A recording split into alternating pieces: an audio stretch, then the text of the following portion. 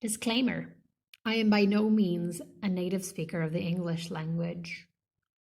I will make a lot of mistakes throughout this video, which I do not intend to correct since this video is mostly done for me.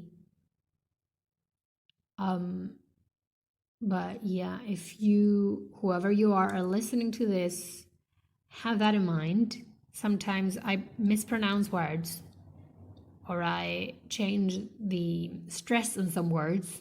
Instead of saying protagonist, sometimes I say protagonist or protagonist because I'm reading fast and I don't really have time to think about pronunciation of every word.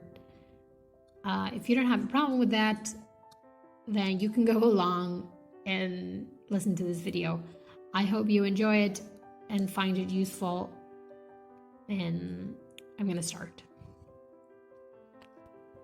Suzanne Eggins, An Introduction to Systemic Functional Linguistics, 2004. Chapter 3. Genre, Context of Culture in Text. Introduction. As we saw in Chapter 2, although a text is physically made up of grammatical units, clauses, phrases, words, text is more than just any collection of these units in a sequence. To be text, there must be patterns of cohesion tying the elements of a text together. But texture also involves the text's relationship with its context. Unproblematic texts are, as we saw in Chapter 2, coherent with their context. This chapter explores the first dimension of contextual coherence, that of genre. We look at the systemic functional interpretation of genre as the cultural purpose of texts, and examine how texts express genres through structural and realizational patterns. The chapter also touches on some implications and applications of genre analysis, including using knowledge of genre to help students write appropriately, genre in fictional and literary text, and how to read genres critically. An illustration of genre. To illustrate the principles of genre theory, let's turn to a short published text. Text 3.1. Threshold. You are on the threshold of a magnificent chapter in your private life, with substantial opportunities emerging after the new moon on the 5th. A man who is resourceful, good-looking, or born around November could be very helpful with your quest for a promotion. And you could be celebrating a minor victory on the 9th, 24th, or 28th. A trip, reunion, or important talk that you could not fit in last month will be more straightforward or enjoyable if you wait until November. If single, you might start dating a charming man whom you met briefly a few weeks ago. Others may be startled by your apologetic actions as you seek a reconciliation. Long-range ventures of people you have not met before should be avoided between the 12th and the 17th, especially if your birthday is after the 12th. The pieces of a puzzle will fall into place in the last 10 days of the month or by early November. Most readers have no problems identifying this bit of language as an example of a type of text. In this case, a horoscope. Text 3.1 is doing something with language that we're familiar with. In its apparent claim to be able to predict events in our lives for the month ahead, we recognize that it's like other texts we've read in the horoscope section of magazines and newspapers.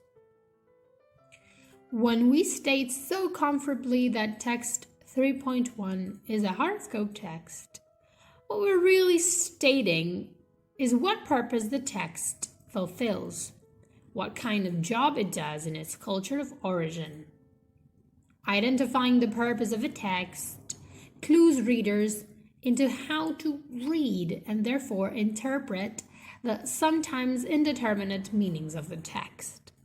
This apparently simple act of recognizing the genre of the text has important implications for text analysis, for it suggests that one aspect of the meaning of a text is a text's relationship to types, its generic identity.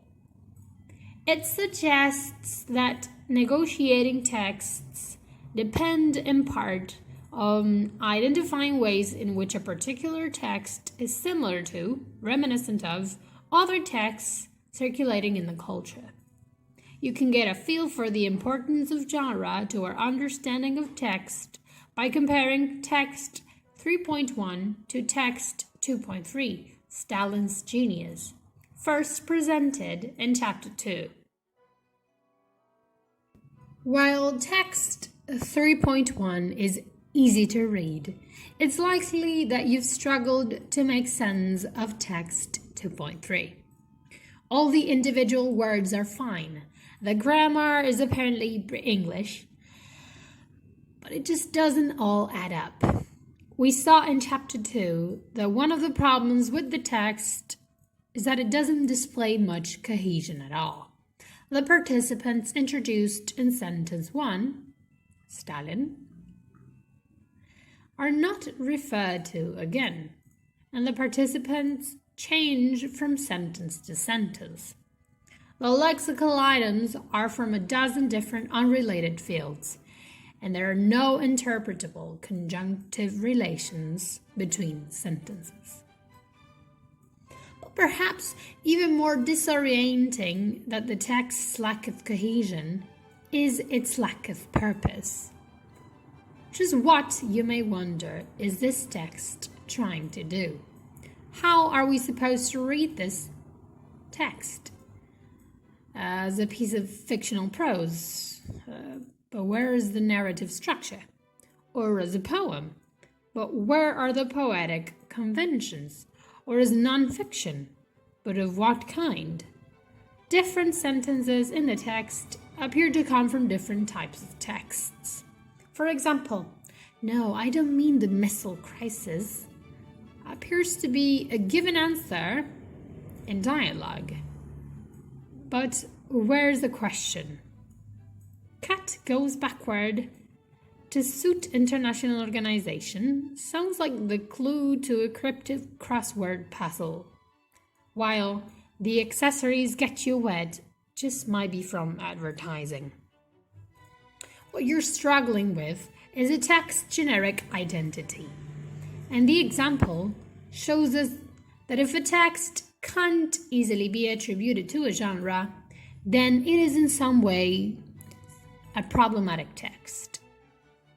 Genre is a term you'll come across in many disciplines, including literary studies, film studies, art theory, and cultural studies. But we're using it here in a specifically systemic, functional way, best captured by Martin's two definitions of genre. Firstly, a genre is a staged, goal-oriented, purposeful activity in which speakers engage as members of our culture. Less technically, genres are how things get done when language is used to accomplish them. Defining genres in this way, we can see that there are as many different genres as there are recognizable social activity types in our culture.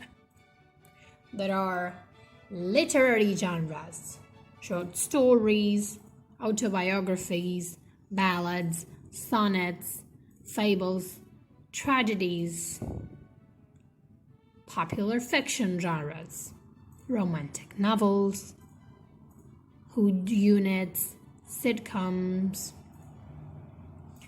popular non-fiction genres, instructional manuals, news stories, profiles, reviews, recipes, how-to features, educational genres like lectures, tutorials, reports, essays, leading seminars, examination, textbook writing.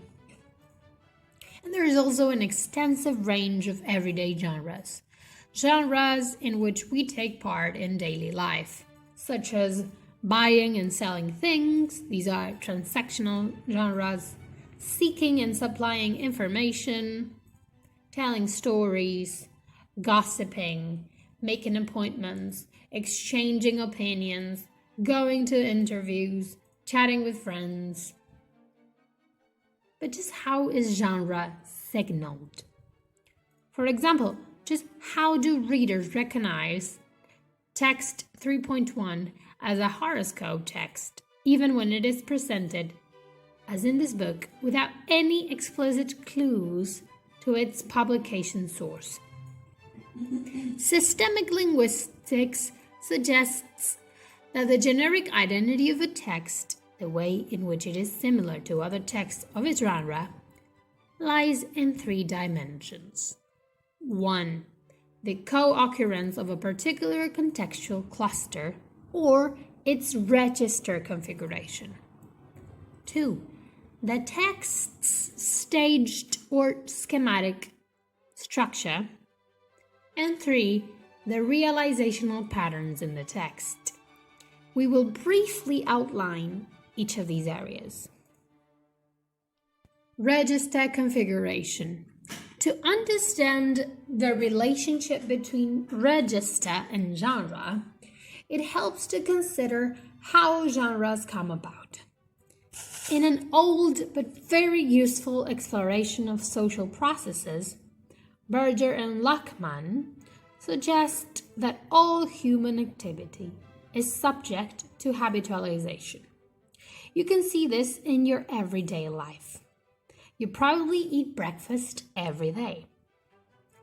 Although there is an almost infinite range of foods and food combinations from which you could constitute your breakfast, it's a fair bet that most days you eat the same things. You probably don't work your way around the 50 or so different cereals at the supermarket, or the dozens of breads, to say nothing of the rice, eggs, fish, meat, and noodle alternatives. As Berger and Lachmann point out, to simplify everyday life, we quickly routinize the way we perform repeated activities. Any action that is repeated frequently becomes cast into a pattern, which can then be reproduced with an economy of effort in which ipso facto is apprehended by its performer as that pattern. Habitualization further implies that the action in question may be performed again in the future in the same manner and with the same economical effort. Developing patterned ways of achieving tasks is useful to us as individuals, but even more essential when the tasks we face are social ones, such as using language to cooperatively achieve an outcome. The Russian linguist and literary theorist Mikhail Bakhtin pointed out that as language use becomes habitualized, we can recognize what he called speech genres. Bakhtin claimed that speech genres developed as language patterns in particular contexts to become predictable and relatively stable. We learn to cast our speech in generic forms, and when hearing others' speech, we guess its genre from the very first words.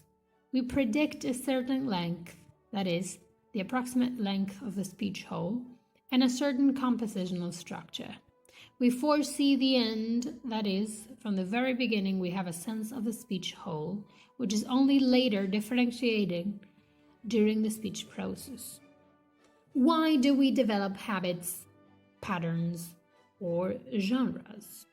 Theorists point out, and again, you know this from your own everyday experiences, that doing something in pretty much the same way saves us time and energy. As Berger and Luckman put it, habitualization carries with it the important psychological gain that choices are narrowed. While in theory there may be 100 ways to go about a project of building a canoe out of matchsticks, habitualization narrows these down to one.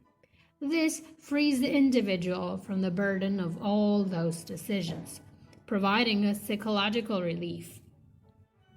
In other words, eating the same things for breakfast every day, day after day, saves us from the psychological effort of having to make decisions so early in the morning, and the physical effort of having to spend more time at the supermarket.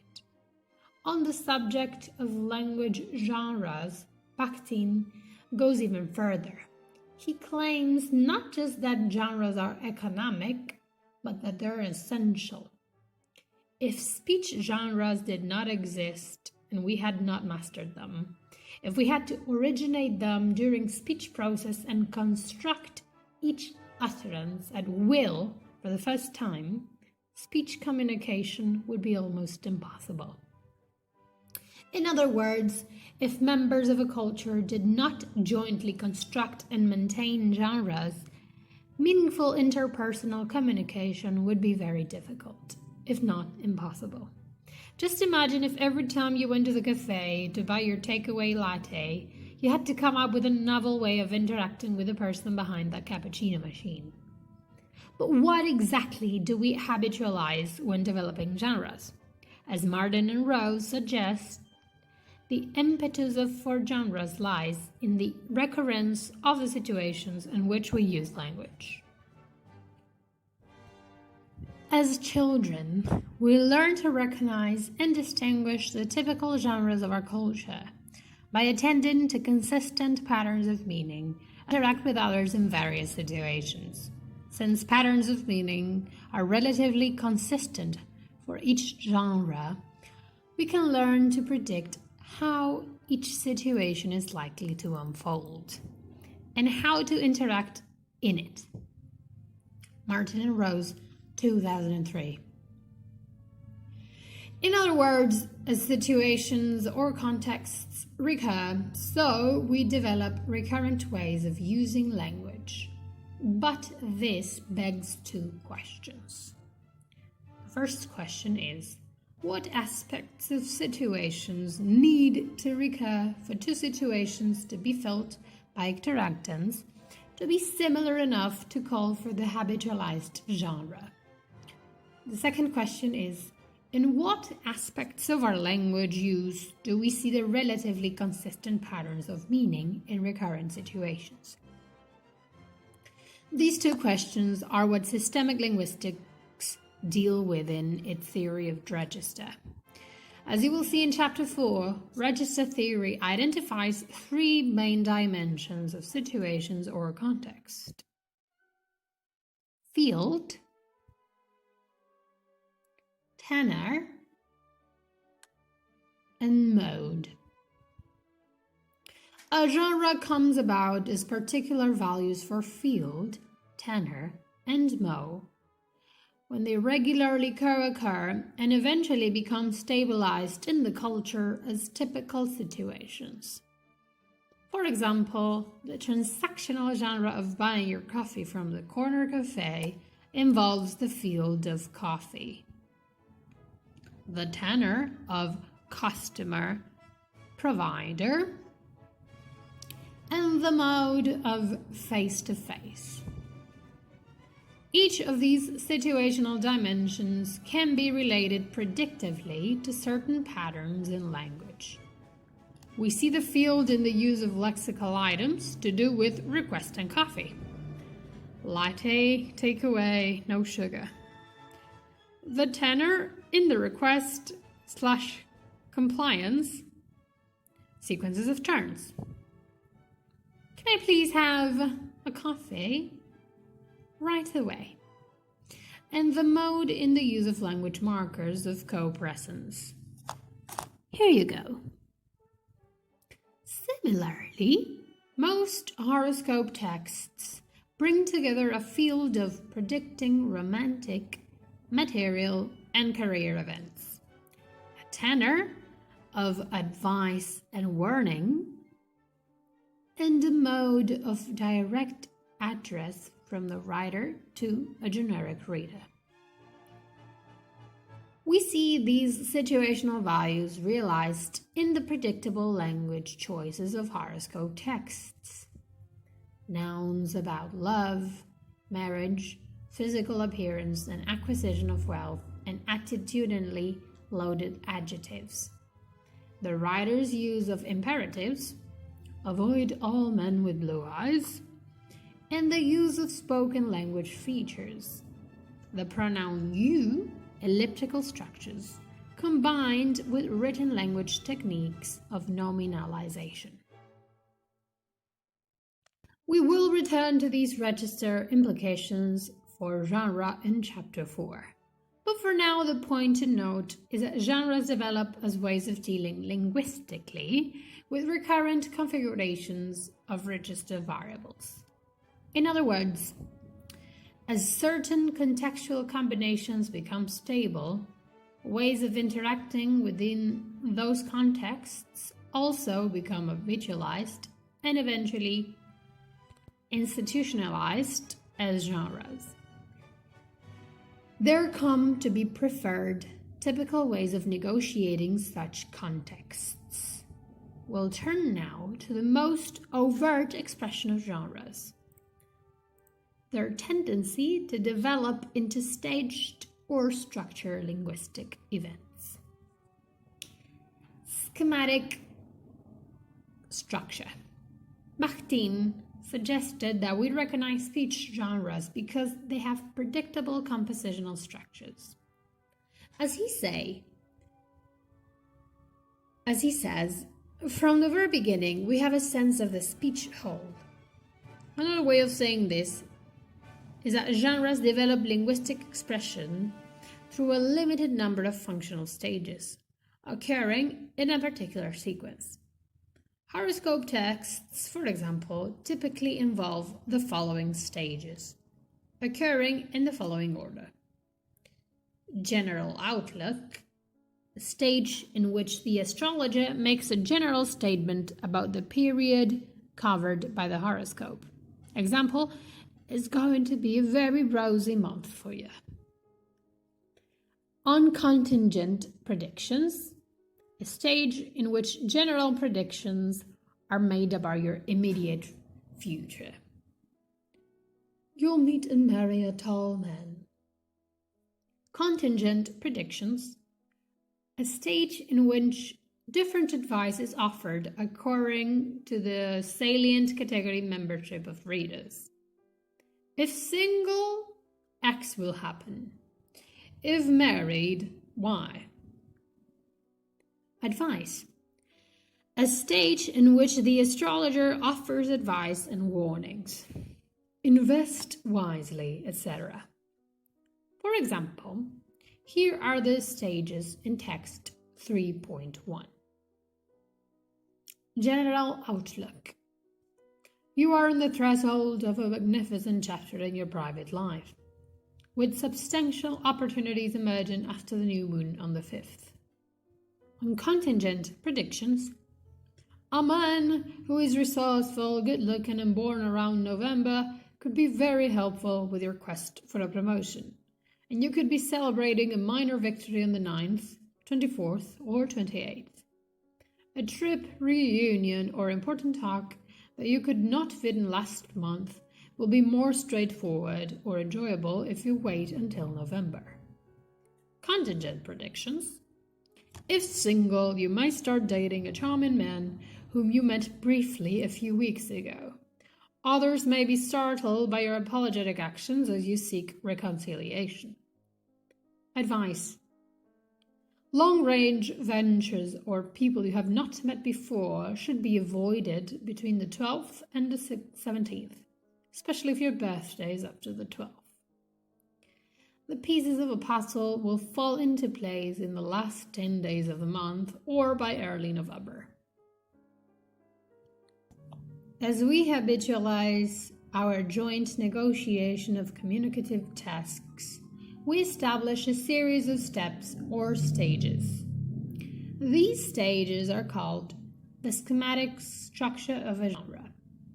The term schematic structure simply refers to the staged step-by-step organization of the genre, or in Martin's terms, schematic structure represents the positive contribution genre makes to a text.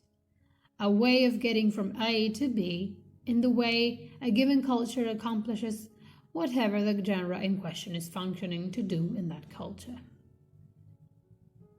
Martin points out that the reason that genres have stages is simply that we usually cannot make all the meanings we want to do at once. Each stage in the genre contributes a part of the overall meanings that must be made for the genre to be accomplished successfully. Often, as native speakers, we only need to hear one stage to recognize the genre that it comes from. For example, when we hear "Once Upon a Time," we know what we're about to hear, a narrative of mythical events. When we hear "Can I help you?" we expect a transactional genre. A funny thing happened to me on the way to the office has us expecting a narrative of personal experience. And have you heard about the one about the two elephants? Tunes us in for a joke.